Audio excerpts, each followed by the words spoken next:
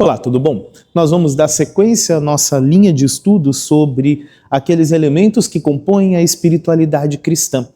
Nós já falamos sobre o papel da oração, nós falamos sobre o papel da meditação na palavra de Deus e agora nós vamos falar sobre o papel da tentação. Isso mesmo, porque para muita gente falar sobre espiritualidade cristã não tem nada a ver com tentação. Como se tentação fosse um problema de quem não tem boa fé em Deus. Um problema de quem não está firmado na palavra. Essas pessoas sim têm que lidar com tentação. Quem está firme não passa por isso. Aí é que vem o problema. Justamente o período da tentação, ele é um período importante. Nós passamos por isso ao longo da nossa caminhada cristã e ele não é uma exceção no caminho da espiritualidade cristã. Na verdade, a tentação ela tem o seu papel. Por isso mesmo, nós não vamos dizer que a tentação ela é por si só inimiga da sua fé, como muita gente vai dizer, né? A tentação ela é na verdade amiga da sua caminhada cristã. Sem a tentação, você vai ver que a tua caminhada cristã é deficiente. E é sobre isso que nós vamos falar. O que significa passar por tentação aqui? Nós estávamos falando já que a vida cristã, ela não é algo ativo, mas é algo receptivo. É receber das mãos de Deus aquilo que Ele tem para dar.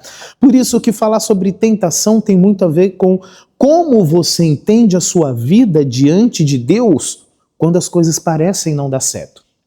Quando a sua oração parece que não tem resposta nenhuma, ou quando os caminhos da sua vida parecem que estão fechando e não vai para o rumo que você gostaria, ou questões das mais diversas que vão surgindo na vida que tornam a nossa caminhada cristã extremamente difícil, trabalhosa, às vezes muito trabalhosa ao ponto da gente ficar sem chão. E isso acontece na nossa caminhada cristã. Por isso nós não podemos falar em espiritualidade cristã sem olhar para isso, sem olhar para as tentações e o que elas fazem na sua vida cristã. Por que Deus, afinal de contas, simplesmente não impede que tudo isso aconteça? Bom, é isso que nós vamos ver. Isso acontece, nós sabemos, todas as coisas cooperam para o bem daqueles que amam a Deus. Então, qual que é o papel da tentação? O que eu tenho a receber da parte de Deus quando eu estou passando por tentação? E esse que é o ponto do estudo de hoje. Muita gente acha que cristão que tem que lidar com problemas de tentações é tipo um cristão de segunda classe, né? Por que você passa por tentação? Porque é falta de fé. Se você está enfrentando esse problema, é falta de fé. Se parece que você ora e Deus não fala com você, meu irmão, isso é falta de fé. E vai começar a basear a espiritualidade em padrões errados, né? Se a sua oração ela é respondida com sim da parte de Deus, então isso é sinal de que você tem fé. Se o mesmo Deus responde não, aí é falta de fé. Não é? Se você passa por aquelas dificuldades e questões da vida que Jesus prometeu que nós passaríamos, né? Para muita gente isso é um cristão de segunda classe, porque um cristão de verdade, ele vive de vitória em vitória.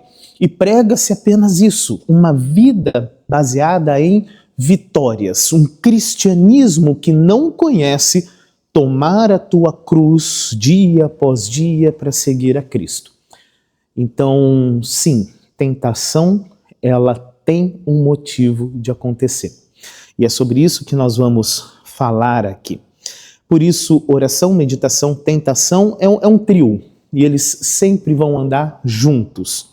Não é? A tentação, como é que eu posso dizer? A oração, ela nos coloca diante de Deus, é a meditação quem faz essa palavra dada por Deus ser aplicada ao nosso cotidiano, à nossa vida do dia a dia, mas aí vem a tentação.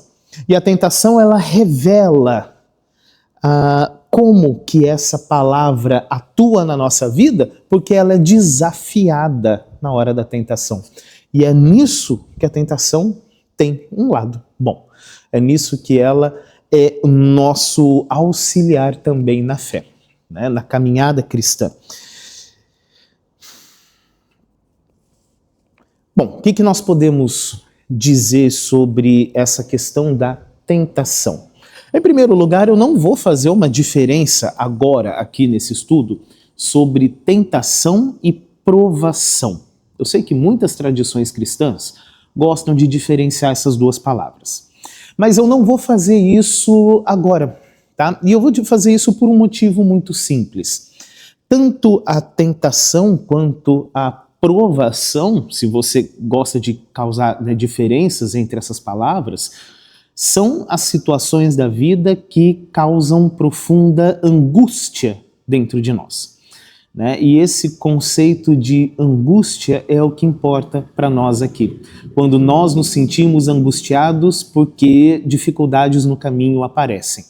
Tudo isso nós estamos nos referindo aqui como tentação, debaixo desse único termo, tá?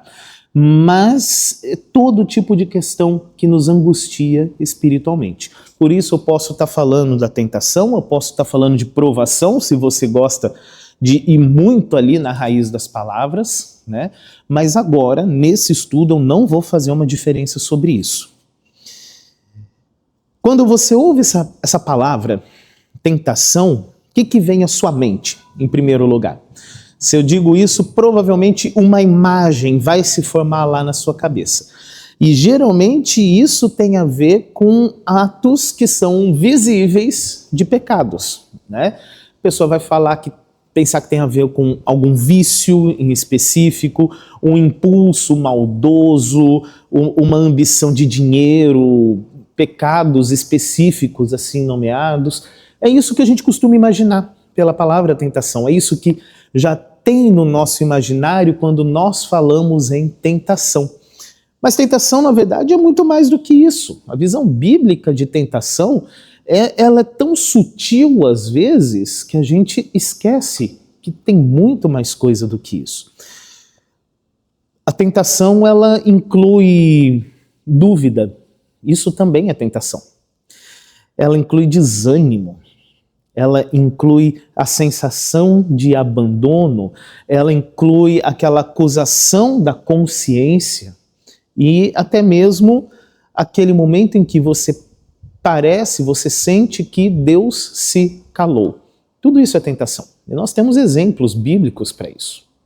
Se você dá uma olhada lá no Éden, né, como que o diabo tenta o primeiro casal, né, botando dúvida na cabeça deles a respeito daquilo que Deus disse. Aquela dúvida de, será que Deus realmente quer o seu bem? Será que comer desse fruto vai ser tão ruim assim, afinal de contas? Será que foi isso mesmo que ele quis dizer? É assim que ele trabalha, não é? O diabo, ele joga dúvidas, e isso também é tentação. E às vezes a gente não pensa que ter dúvidas é passar por tentação. Por isso que eu digo, estamos falando aqui de todas as circunstâncias que nos causam aquela angústia espiritual. Nesse sentido,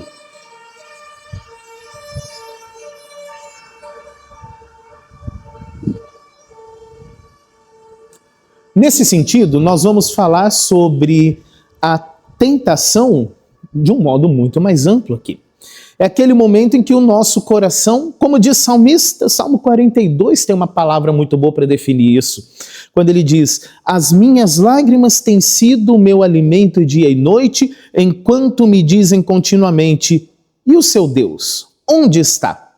Pergunto a Deus, minha rocha, por que te esqueceste de mim? Isso é tentação. A dúvida que nos leva a questionar, Deus está mesmo comigo? Será que eu realmente tenho fé? Será que Deus me ama de verdade? Isso é tentação. E a linguagem do Salmo é muito boa, porque ela põe em linguagem essa dúvida, essa angústia que vem de dentro da alma. E isso é passar por tentação. Por isso, a tentação ela acontece quando o diabo, olha o trio, o diabo, o mundo e a tua própria carne começam a gritar dentro de você. Será que Deus é bom? E aí vem a dúvida. né? É aí que você está passando por tentação. Será que realmente o que ele diz na palavra dele é verdade? Dá para confiar mesmo na Bíblia? Isso é tentação. E talvez você já tenha vivido essa situação de vida onde as dúvidas começam a pipocar na sua cabeça o tempo todo. E isso também está passando por tentação. Né? Será que dá para confiar nisso? Será que esse caminho está certo? Né? Isso também é passar por tentação.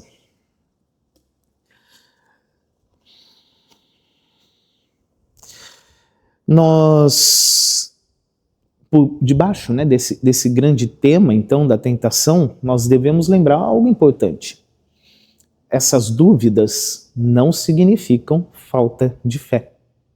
Parou para pensar nisso? Que a primeira coisa que as pessoas acusam quando alguém está passando por questionamentos é dizer que ela não tem fé em Deus. Se ela tivesse fé, ela não questionaria. Pois é, né? E não é por aí. As dúvidas, os questionamentos não vêm necessariamente de uma falta de fé. Você tem muitas pessoas na Bíblia que pediram confirmação da parte de Deus, pessoas que duvidaram de um chamado de Deus, não porque não criam, né? Mas porque é difícil, né? Às vezes a nossa fé dá aquela oscilada. Mas para muita gente, se você não tem essa certeza, né? É falta de fé, você está passando pela tentação em si. E esse aqui é o problema. A tentação, na verdade, é uma parte essencial da tua formação espiritual. Por isso que ninguém passa a vida cristã sem sofrer tentação. Tentação, provação, chame como quiser.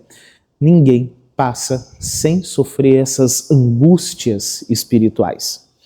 É esse o teste que nos ensina não apenas a conhecer, né, a entender, mas também ele nos leva a experimentar como é consoladora a palavra de Deus na vida, na prática.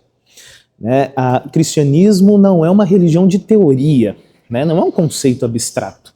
Aquilo que nós meditamos na palavra efetivamente te alimenta para a vida, tanto aqui quanto na eternidade. E o momento da tentação é justamente aquele momento onde essa palavra que foi semeada no seu coração, ela é desafiada. E é justamente aí aonde você vê Deus trabalhando a teu favor pela palavra que você meditou antes. Por isso, essas tentações da vida são a cruz que cada um deve carregar. Quando você ouve, né, essa expressão que já é até recorrente, né, das pessoas falarem, das músicas falarem, e cai como uma referência bíblica de conhecimento comum, né? O que cada um deve tomar a sua cruz. O que significa tomar a sua cruz? Não quer dizer que você deve ser crucificado como Jesus. Não estou falando de uma cruz literal, né, de um madeiro. Esse tomar a sua cruz significa realmente que você vai passar por essas angústias espirituais. E são fardos que você vai ter que tomar para cima de si, né? Você vai ter que carregar isso. E nem por isso deve ser odiado. Não é como muita gente pensa que a provisão de Deus é apenas a coisa boa e que as angústias espirituais que nós passamos, todas têm que vir do diabo, porque Deus nunca mandaria isso. Né? E não é por aí. A questão é, essas angústias espirituais, elas são também providência divina para que você tenha uma caminhada efetiva, né? Onde a palavra não é só uma teoria, mas ela é viva na sua vida. Por isso, nós não desprezamos a nossa cruz diária. Nós tomamos a cruz, carregamos essa cruz, né? Ela é parte do ensino que Deus está dando a cada um de nós. Tentação, como é que eu vou definir isso? É aquele conjunto de ataques, né? É onde você fica espremido entre a fé de um lado, a incredulidade do outro, e aí? Como você vai enfrentar isso, né? O apóstolo Pedro, ele escreve isso de um modo muito bom. 1 Pedro 6, 1 Pedro 6 e 7, ele diz assim: nisso vocês exultam, embora no presente, por breve tempo necessário, sejam contristados por várias provações, para que, uma vez confirmado o valor da fé que vocês têm, muito mais preciosa do que ouro perecível, mesmo purificado pelo fogo, resulte em louvor, glória, honra na revelação de Jesus Cristo. Então, quando a tentação vem, né, como que nós lidamos com isso? O cristão, ele é empurrado para onde? E aí, como você vai enfrentar a tentação? Você é empurrado de volta para a palavra, é a meditação, o estudo anterior que nós fizemos. Você é empurrado de volta à oração, que é o primeiro estudo dessa série. A tentação, ela nos leva de volta a buscar refúgio. E esse refúgio está nos outros dois elementos que nós estávamos falando aqui antes. Por isso, para nós, a resposta é muito clara. Se alguém me diz, eu estou passando por um período difícil, as tentações estão muito grandes, eu não sei o que eu faço, eu vou dizer a resposta simples. Aonde você tem o remédio para a tentação? Na oração e na meditação. Ali está a resposta. Direciono você direto para aquilo que cura o problema da tentação, aonde você se fortalece. Então, justamente por causa disso, a tentação ela é tão necessária. A fé, ela não é teoria, né? Na hora da tentação, a fé é exercitada na prática. Como que aquela palavra que você aprendeu, que você guardou no seu coração, é colocada no dia a dia? Bom, na hora da tentação, né, é a hora do vamos ver. E como você vai enfrentar a tentação? O único jeito de você enfrentar e sair dela vitorioso é se você busca abrigo no lugar correto. E Deus deu esses abrigos na meditação e na oração da palavra.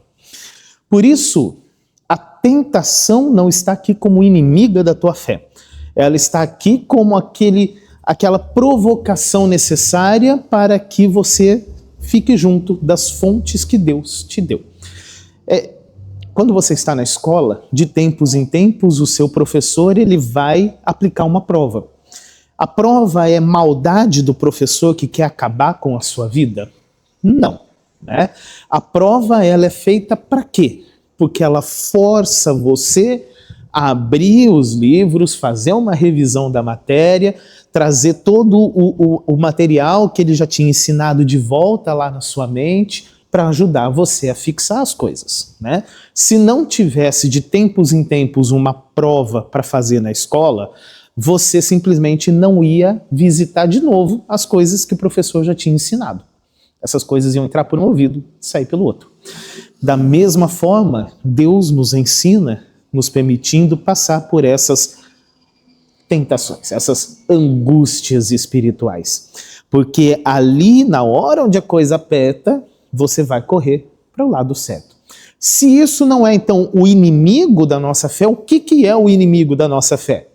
Falei 3 amigos, oração, meditação e tentação, vou falar 3 inimigos também da nossa fé. O mundo, o diabo e a nossa própria carne. O diabo, não se esqueça, ele ataca.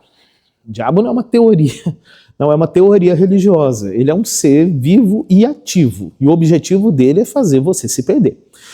O diabo ele ataca e ataca distorcendo a palavra de Deus. Dá uma olhada lá em Gênesis capítulo 3, a parte da tentação lá no Éden, que você vai ver isso. Ele semeia suspeita. Esse é um ótimo jeito como ele sempre tem trabalhado ao longo da história. Sabe, se Deus não te amasse, aliás, se Deus te amasse mesmo, ele não tinha permitido isso acontecer na sua vida. Você está vendo que você ora e a resposta não vem? Eu acho que Deus não está te ouvindo. Sabe, esse tipo de dúvida, né, também é papel do diabo alimentar. Então não leve na brincadeira quando a sua fé começa a experimentar dúvidas, a sua confiança na palavra começa a experimentar dúvidas e você dizer isso é natural. Não é só natural. Nunca foi só natural.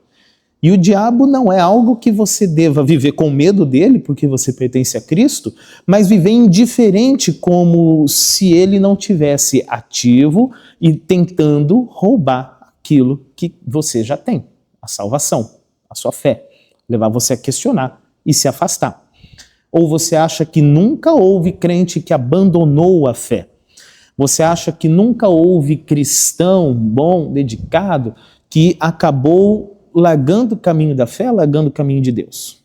Ao longo da história, muita gente fez isso e vai continuar fazendo isso. Não ignore que o diabo lança dúvidas e que essas dúvidas é como ir tirando a terra que fica debaixo do fundamento da casa, né? Ele não tem poder para tirar a palavra, mas ele vai lançando as dúvidas e deixando essa dúvida corroer o terreno, né? Se você tentar enfrentar com a tua própria força isso, você não vai ganhar, você vai perder. Se você quer enfrentar o diabo, não é com a sua força humana que você resiste. Aonde que você vai buscar o apoio necessário? Nos caminhos que Deus já deu, na oração e na meditação. Por isso, não ignore o diabo como uma força séria que você deve, sim, tomar cuidado. Outra coisa é o mundo. E o que o mundo faz? O mundo estabelece um padrão de vida que ele vai chamar de normal. Acontece que o mundo sempre foi inimigo da palavra de Deus. Portanto, esse normal está sempre te puxando para longe da vida com Deus. O normal é o quê? Mas é o único dia que você tem, você vai gastar esse dia na igreja? Fica em casa, né? Aproveita, descansa. O mundo está dizendo que isso é normal, você trabalhou, agora descansar é justo. É normal. E o mundo faz sempre uma pressão para que você saia da igreja, para que você priorize outras coisas, a sua diversão mesmo pode ser, ou seus horas a mais de sono num dia de culto, ou qualquer coisa, simplesmente porque ele vai dizer o quê? Ser crente é esquisito. Esse modo de vida dos crentes, esse povo é estranho, esse povo é esquisito. É tudo gente bitolada da cabeça, isso não é normal, né? E o mundo cria esse padrão de vida onde o normal, o desejável, aquilo que é simplesmente o ok de se viver, é ser indiferente à palavra de Deus. Você nem é exigido da parte do mundo que você negue completamente a fé cristã, desde que a fé cristã não seja uma fé séria na sua parte, né? Como assim, compromisso, né? Se comprometer com Deus, com igreja, não, aí é coisa de gente muito radical, né? Você tem a sua fé, está guardada, né? É isso aí, você crê, e a vida cristã é o quê? É fazer coisa boa e, né? Seja uma pessoa decente, o melhor que você puder, e Deus vai recompensar isso. Isso é fé cristã? Aí eu tenho que te perguntar, é isso que a Bíblia está te ensinando? Porque se você está indo por essa linha, eu sinto muito, mas você já está comprando um padrão de pensamento que o mundo ensina e nem bíblico é. Então, o mundo, ele não é neutro.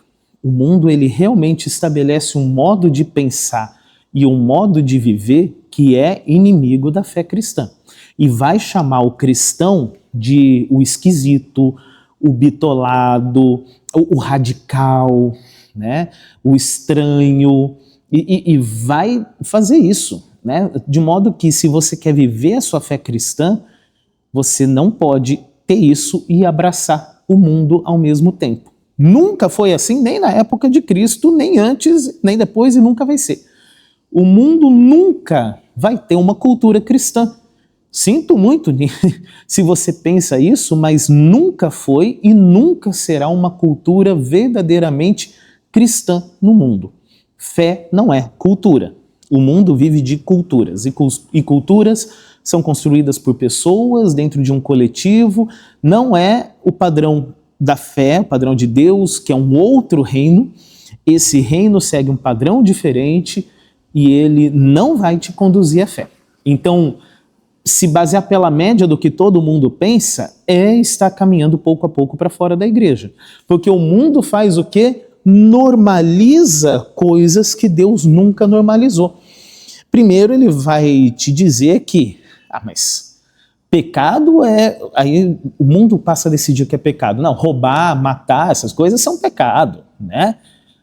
Agora aquela mentirinha, aquela coisinha pequena que nem trouxe consequência, não, isso não é pecado, né? Mas espera aí, quem é que define pecado? Quem define pecado é Deus, é a palavra dele, ou é o que o mundo considera? Porque o mundo chama de pecado só aquilo que para a sociedade é ofensivo. A partir do momento em que deixou de ser ofensivo, o mundo perdoa. Ele não define mais como pecado. O que está definindo pecado ou não pecado pelo padrão do mundo é simplesmente o quanto a nossa sociedade hoje está disposta a aceitar alguma prática ou não. A palavra de Deus é outra coisa, né? E aí quem define pecado no sentido da vida com Deus, da salvação, é o mundo que vai ditar isso? Se você se deixa levar pelo que o mundo diz, você já está caminhando para fora da fé. Portanto, o mundo não é neutro. O diabo trabalha, o mundo também, e aí vem o terceiro elemento, a nossa própria carne. E aí Romanos 8 faz um discurso muito bom sobre isso, João capítulo 3 também, né? Jesus falando com Nicodemos. Nascer da carne é uma coisa bem diferente de nascer do espírito, porque a intenção, a inclinação da nossa carne, e eu não estou falando no sentido físico, né, corporal, estou falando dessa condição humana nossa, é buscar atalho para as coisas. Eu não quero ter um Deus que efetivamente manda em mim e que ele pode mandar uma coisa que não seja da minha vontade. Eu só quero ter um Deus que confirme aquilo que eu já quero ter. Então, no final, quem é que está mandando? É você, né? Você quer ter autonomia para fazer a sua decisão, inclusive para você decidir por você mesmo se você é bom ou não, se você merece o céu ou não, né? A sua própria carne tem essa inclinação de querer ser o seu próprio padrão de justiça. Você quer julgar o seu padrão, não pelo padrão de Deus, mas pelo que você diz que é o padrão. Isso é a sua carne fazendo aquele velho discurso de deixa que eu resolvo sozinho. Sua carne não é neutra, ela trabalha e luta contra o espírito. Dizer, eu não tenho tempo hoje para ir no culto, porque eu fiz outra programação, é a sua carne, né? Eu quero o quê? Eu quero descansar, né? Poxa, a cama tá tão gostosa, tá certo que a igreja é só... né, uma vez na semana, mas não, a cama está tão gostosa, vou ficar dormindo, simplesmente. Tem um motivo para isso? Não, é que eu quero ficar dormindo, né? Ou simplesmente a sua carne dizendo, não, que isso, hoje, né, não vou ficar dormindo, mas eu vou, uma atividade de lazer ali, poxa, mas bem no horário do culto? Ah, mas tá tudo certo, tá tudo bem, né? Como se não tivesse um mandamento especificamente de Deus, né? Sobre santificar o dia do descanso, prestar culto a Deus, né? Mas é a sua carne que está te afastando de Deus. Por isso, a tua carne também não é neutra. Essa batalha interna, carne contra o espírito, ela acontece, ela é real. E por isso nós temos 3 forças muito sérias a se considerar. O diabo, o mundo e a tua própria carne estão o tempo todo lutando contra você. E muita gente já caiu e se afastou da fé porque não levou esses inimigos da fé com seriedade. Tentou enfrentar, talvez, e pelo jeito errado, né? Como que você vai viver a sua vida cristã, sua espiritualidade cristã? Oração, meditação, tentação. Se tem 3 inimigos da sua fé, tem 3 amigos também, né? Leia a Bíblia e faça oração se quiser crescer. Quando eu era criança, tinha uma musiquinha na escola bíblica que cantava assim. Ficou na minha cabeça e encaixa muito bem com o nosso plano de lição aqui. Leia a Bíblia, faça a oração e vem sim a tentação. Saiba que o tentador, ele vem, né? A tentação, ela vai surgir na sua vida, as angústias espirituais, elas vão acontecer na sua vida, não é opcional isso, né? Se você não está passando por tentação agora, toma cuidado, né? Pode ser que você esteja passando e não se deu conta, né? Porque você acha que é só lidar com pecados específicos e inomeáveis e não carregar dúvidas ou a frieza espiritual e achar que isso não é tentação, né? A crise de fé é tentação, né? Ou talvez, cuidado, você pode estar realmente numa fase ok da vida, já sabendo que logo logo vai entrar num ciclo de tentação, né? Porque a vida é assim, sai de um ciclo e entra no outro. E aí, com o que você vai lidar? Quais são os instrumentos que você vai lidar com isso? Espiritualidade cristã não tem a ver com o seu próprio poder para enfrentar o mundo, o diabo e sua própria carne. Qualquer um deles é mais forte do que você. E ainda tem 3 que trabalham juntos, unidos, para tentar destruir a tua fé. E eles combatem ativamente, dia e noite. Então, como que você vai contra isso? Se o teu coração não estiver cheio da palavra de Deus, o mundo vai encher o seu coração das palavras dele. E pode ter certeza, você vai se desviar, né? Se o teu coração não estiver cheio da palavra de Deus, o diabo vai soprar dúvidas na sua mente e vai deixar aquilo corroendo e você não vai ter a resposta para essas dúvidas, porque aonde as respostas já foram dadas, você não meditou, você não se fortaleceu. E isso vai corroer a tua fé.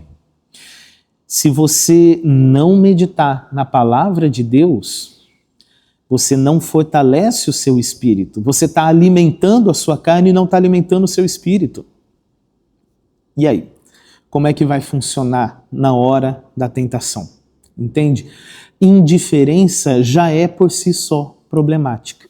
Uma vida espiritual cristã, ela precisa desse fundamento. Oração e meditação, vai cair na tentação e nessa hora você reforça na oração e na meditação. Tentação é a escola de Deus, né? Nesse caso. E vale lembrar, se essas angústias elas são espirituais, só tem um jeito de você lutar contra isso, com meios espirituais também, né? Não funciona igual o mundo está ensinando você. E olhe, por exemplo, né, o gênero dos filmes de terror. Quando eu era criança eu tinha medo, hoje eu dou risada. Geralmente funciona assim. Existe uma força do mal que é sobrenatural que está tentando acabar com a pessoa ali, matar a pessoa. Mas a pessoa vai enfrentar aquilo. E com qual arma ela tenta enfrentar? E aí é que vem a parte interessante, porque não é com algo sobrenatural que você tem enfrentado o sobrenatural. O mundo te ensina a enfrentar problemas e tentações confiando na sua própria força. E é assim que os filmes de terror têm rodado hoje em dia, né? Eles ensinam a lidar com uma força sobrenatural na sua coragem, né? Ou por um ato heróico que você faça, então, nas suas ações, né? Na sua disposição de algo. O mundo está te ensinando a correr atrás de meios que não são apropriados para lidar com problemas espirituais. Claro, né? Porque o mundo não é neutro, porque o diabo trabalha com o mundo, não contra, né? Porque eles estão sempre trabalhando contra a nossa fé. Então, como que você vive com isso? Você enchendo da palavra de Deus, né? Não deixando o discurso do mundo comprar você, mas deixando o seu coração cheio da palavra de Deus. Porque quando vem a confrontação do mundo, você tem que ter algo que também é sobrenatural para poder se opor a isso. Quando o diabo vai tentar Jesus, Jesus responde com a palavra de Deus, né? Ele diz, está escrito tal coisa. E é assim que Jesus responde à tentação. Ele usa palavra, um meio sobrenatural, para enfrentar a tentação do diabo, algo sobrenatural. Entende que Deus nos dá as armas para enfrentar a tentação, não é na sua própria força. E talvez você já tenha notado, quando você passa por uma provação muito grande na sua vida, a sua oração ela deixa de ser uma coisa meio fria, né? Meio fazendo só por fazer, para cumprir protocolo. Ela acaba se tornando realmente algo intencional na sua vida, mais frequente ao longo do dia. Você acaba buscando muito mais oração. A leitura da Bíblia, quando acontece uma fase de tentação na sua vida, ela se torna diferente, ela se torna mais viva. Você começa a procurar na Bíblia com mais avidez, algo ali que vai, né? Esse versículo aqui, olha, ele me ajudou, ele falou mais alto para mim, eu vou guardar esse versículo e meditar nesse versículo para me ajudar. Né? E aí você fica com aquele verso te acompanhando, às vezes durante todo um período de uma tentação inteira, ou pelo menos por aquele dia, e isso para buscar alimento. Você abre a Bíblia não lê por ler, não porque eu tenho um plano de leitura, mas simplesmente porque eu preciso de alimento, porque eu estou fraco, eu estou sob ataque. Então quando a tentação vem, isso acaba te reforçando a vida de oração e a vida de meditação na palavra de Deus. Se você corre para os elementos corretos, você enfrenta a tentação com as armas corretas. E esse é que é o grande ponto de por que a tentação é tão importante na espiritualidade cristã. Entenda que a tentação ela é uma cura também da parte de Deus. Ela cura a gente daquilo que a nossa carne tenta fazer. Autoconfiança, achar que eu me basto, inclusive espiritualmente. A tentação, ela dá uma rasteira nessa crença de autoconfiança, ela nos conduz de volta à dependência de Cristo. Por isso ela é tão importante assim. Como que eu vou tomar cuidado com isso? Repara bem, né? No campo do pensamento. Dúvidas persistentes não são coisas que devem ser ignoradas. Distorções da palavra de Deus não devem ser ignoradas. Existem raciocínios que corroem essa confiança na palavra de Deus e te levam a pensar, será que isso aqui vale mesmo? Né? Esse tipo de ataque. No campo da sua consciência, existem aquelas acusações internas que ficam, sabe, depois que você comete algum pecado e ficam assim, mas você não tem perdão, né? Você se afastou de Deus, Deus está bravo com você, né?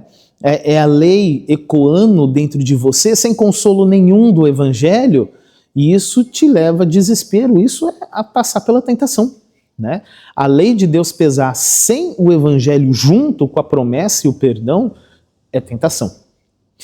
Nas circunstâncias da vida, a tentação vem por meio de doenças, de perdas muito grandes, injustiças, aquelas situações que parece que contradiz a bondade de Deus e a gente fica meio que sem chão de como responder isso. E essa tentação, essa cruz que nós carregamos, ela tenta nos convencer então de que, bom, se isso está acontecendo é porque Deus se afastou de mim. E aí, olha lá, acabamos de uma tentação de circunstância nos levar a uma tentação no pensamento, né, de que Deus se afastou. E assim vai uma tentação puxando a outra, um abismo vai puxando o outro. Nas emoções, o medo persistente, ele é tentação também nesse sentido. A ansiedade, aquela tristeza profunda, o orgulho também, ou a raiva, são tentação nesse sentido, né? Porque eu estou falando de todas essas angústias espirituais que nós sentimos. Todos esses lugares onde a confiança ela é desafiada e nós acabamos pressionados a ou a desistir ou a confiar em mim mesmo, em procurar dentro de mim a força para enfrentar a situação. Aí, realmente, eu estou cedendo à tentação, né? Por isso, eu volto sempre à palavra de Deus. Não é pela sua força, é pela palavra e pela oração, né? Por isso, a palavra de Deus, ela vem como uma espada, né? Mateus capítulo 4, Jesus combate a tentação com está escrito e dá uma referência, né? Ele combate a tentação com palavra. E aí ele nos ensina o caminho para isso, né? A palavra de Deus combatendo as tentações. As orações não precisam ser longas, bonitas, com frases bem elaboradas. Às vezes, nessa hora, pode ser aquela oração mais breve, com as palavras mais simples. Pode ser uma única palavra, mas ali está realmente toda a tua oração. Porque oração, né, como eu disse, ela não é você, né, simplesmente exercer um poder espiritual, mas é confiar em Deus, é receber da mão dele. A oração também é receptiva, né? Então, às vezes, como dizia o cego no caminho, né, que Jesus passava, Senhor Jesus, Filho de Deus, tem misericórdia de mim. Tem misericórdia de mim já era uma oração inteira, né, de quem coloca a confiança em Deus. Uma oração breve, né, tem misericórdia de mim. E Cristo não ignorou, né? Então aí está uma arma muito grande para isso. Os salmos nos dão muita linguagem de oração para passar por fases de tentação. Por isso, podemos usar dali. O Pai Nosso também nos ensina em uma frase, né, no final, livrai-nos do mal. Isso também é um pedido, é uma oração, livrai-nos do mal, né? Essas pequenas orações, elas nos alimentam muitas vezes quando nós estamos passando por tentação. O simples também funciona. Lembre-se do seu batismo. Sim, porque o batismo não é uma coisa neutra, uma coisa sem sentido. No dia do teu batismo, você foi feito filho de Deus, não se esqueça disso. Ele te chamou pelo teu nome, te marcou com o sinal dele e te fez propriedade dele. Por isso, diante da tentação, lembrar-se do seu batismo não é confissão positiva, como muita gente acha que tem que falar algo positivo para as coisas acontecerem. Mas lembrar-se do seu batismo é lembrar-se da sua identidade. Bom, o diabo está lançando dúvida, mas será que você realmente é filho de Deus? Aonde está a minha identidade? Bom, lembre-se do seu batismo, porque naquele dia você foi sepultado com Cristo e também renasce como filho dele, regenerado pela água e pelo Espírito. Por isso, lembre-se do seu batismo durante a tentação. Ali é uma afirmação de quem você é, da sua identidade diante de Deus. E justamente por causa disso, você tem ali o conforto do Evangelho. Uma coisa que eu falo muito para o pessoal que está fazendo a instrução cristã é a importância do credo. O credo não é uma reza para ser falada de forma automática. O credo, na hora da tentação, ele pode ser repetido e falado tantas vezes quanto necessário, porque ali está a nossa identidade. O credo está nos trazendo a memória de que, primeiro artigo do credo, nós somos criados por Deus. E por isso, ele cuida da sua criação. Não somos esquecidos. O segundo artigo fala da obra que Jesus fez por nós, que nós somos chamados, redimidos no seu sangue. O terceiro artigo nos fala o que o Espírito Santo faz, aplicando a obra de Cristo a cada um de nós. Então eu sei que eu especificamente sou filho de Deus, porque o Espírito Santo operou em mim. A fé me juntou à Santa Igreja de Deus e por causa disso eu sei que toda aquela obra de Cristo está aplicada diretamente a mim. No credo não tem exigências, né? Não tem condições. Ele tem tudo que Deus faz por iniciativa dele em nosso favor.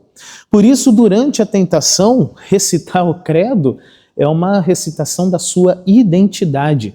Se o diabo lança dúvidas se você realmente é filho de Deus, o credo, assim como o seu batismo, são respostas claras e objetivas de que sim, especificamente eu aqui, com o meu nome, eu sou filho de Deus. Essa é a minha identidade. É assim que nós vivemos. E tem outro ponto também, a comunhão da igreja. A fé, ela não foi feita para caminhar sozinha. Existe pregação, absolvição, santa ceia, as orações dos nossos irmãos que ajudam a nos sustentar, porque às vezes a nossa própria força falha. Mas alguém vai estar orando por mim, porque eu tenho irmãos em Cristo, que sabem que eu estou passando por um momento difícil e vão orar por mim, né? Isso nos une, e Deus frequentemente faz isso, né? Ele consola uma pessoa usando outra, né?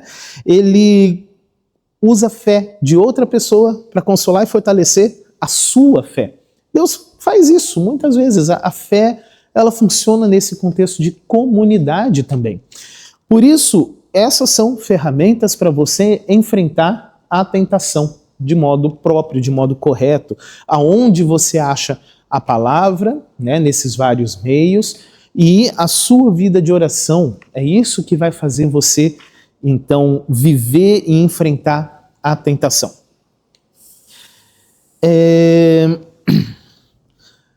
Antigamente, na nossa igreja, e às vezes sai alguma edição nova, né, tem aquele chamado Pequeno Tesouro de Orações, que era um livrinho para ensinar a orar.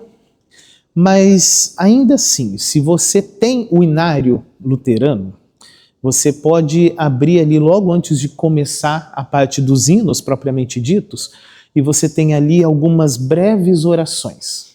O que é bonito dali? São orações pequenas, bem curtas, bem objetivas, mas feitas para situações específicas da vida. Então, para quando você estiver passando por dificuldade, para quando você vai viajar, para quando você está em dúvidas, né? Para várias situações. E também é uma forma e um bom recurso para você achar ali um apoio para o momento da tentação.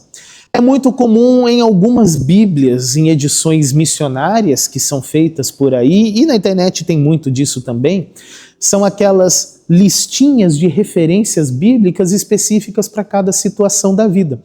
Eu, por exemplo, quando fazia capelania hospitalar, eu levava uma biblinha no bolso, tamanho de bolso, que tinha esse pequeno índice.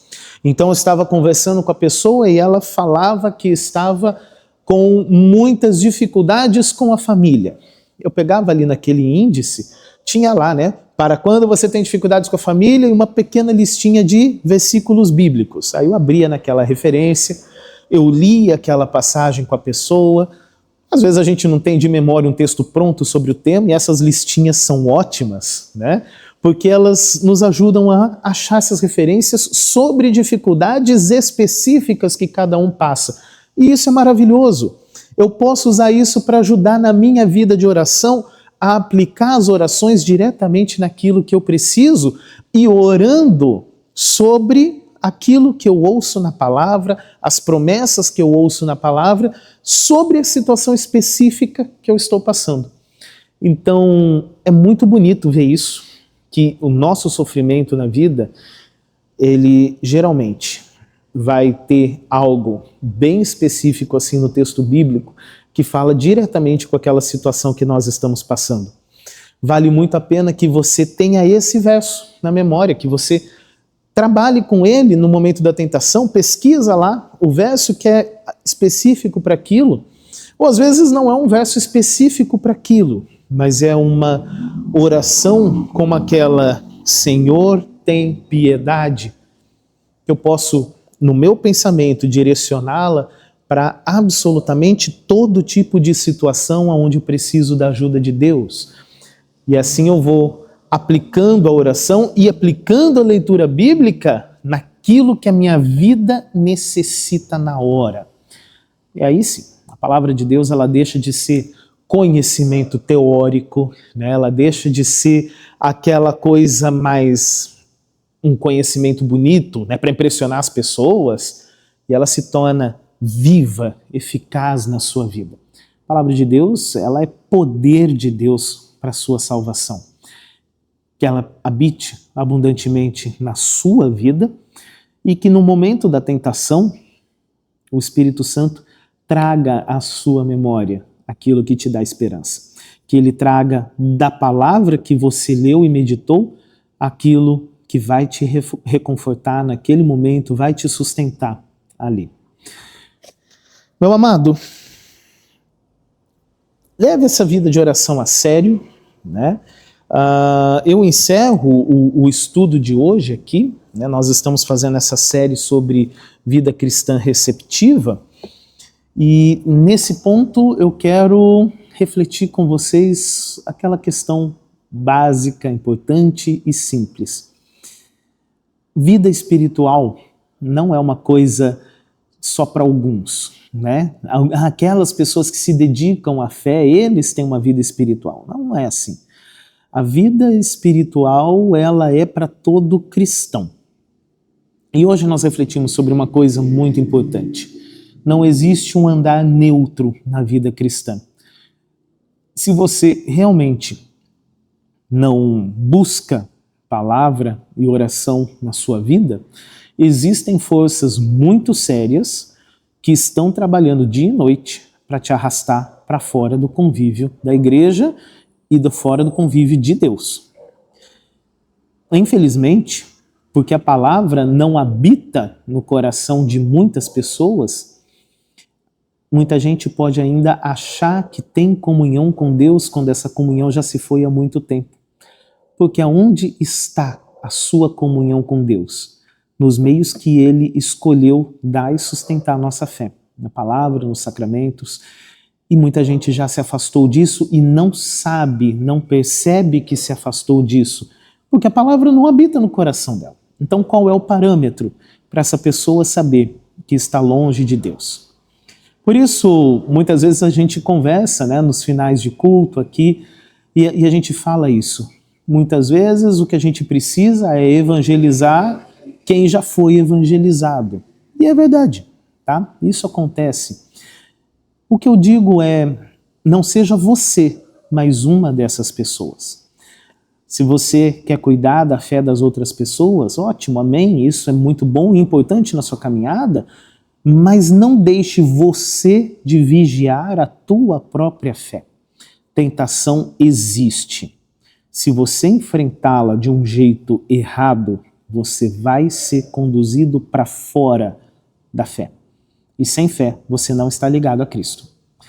Por isso, não brinque, não faça ciranda com o diabo, né? Não deixe que ele se aproxime achando que você é forte. Não fique indiferente.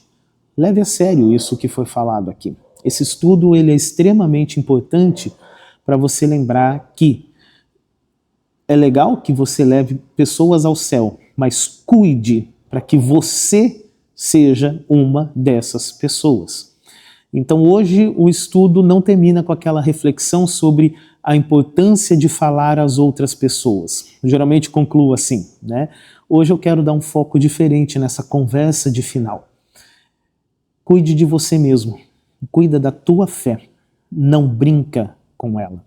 Brincar com a tua fé é brincar com o teu destino na eternidade.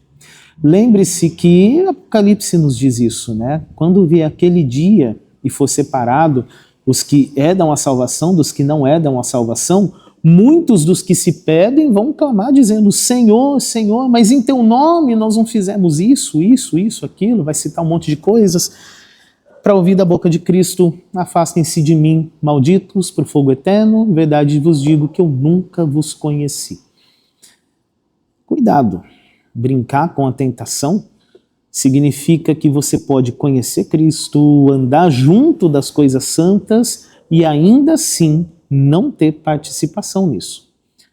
Se a palavra de Deus não habita em você e se você não busca se alimentar dela com constância, você está caminhando para fora. Por isso, pais, cuidem da educação cristã dos seus filhos. Vocês, pais, são responsáveis por educar os seus filhos. Adultos, eu não tenho como policiar a vida de cada um de vocês adultos. Mas a gente vai conversando sempre que possível e eu tento estar o máximo presente na vida de vocês para que não falte o alimento, mas vocês precisam tomar esse cuidado. Não brinquem com a tentação. Busquem alimentar-se. Eu sei, eu fico muito feliz quando eu converso com os pequenos e eles falam da vida espiritual dos pais. Isso é muito bacana, porque às vezes a gente percebe nessa conversa, né, na honestidade ali da criança, que realmente existe uma preocupação. Mas não é sempre assim, não é em todo caso, né? E a gente precisa tomar cuidado com isso. Talvez aquela prática de reunir em família, fazer uma devoção, né, em conjunto, possa ser mais útil do que você imagina. Né? Tudo bem, tem gente que tem horários diferentes, a gente sabe, acontece, é normal. mas tem que ter um horário, tem que ter o momento, leia a Bíblia e faça oração. Porque, afinal de contas, sem isso, você não cresce. Muito pelo contrário, né? Sem isso, a boa semente, ela começa a germinar, mas é sufocada pelos espinhos e a semente não vira uma planta madura. Ela morre, ela é sufocada. Tentação é sério. Deus usa a tentação para o bem, mas isso não quer dizer que você não tem perigos na vida. Cuide disso, leve isso com consideração para a sua vida.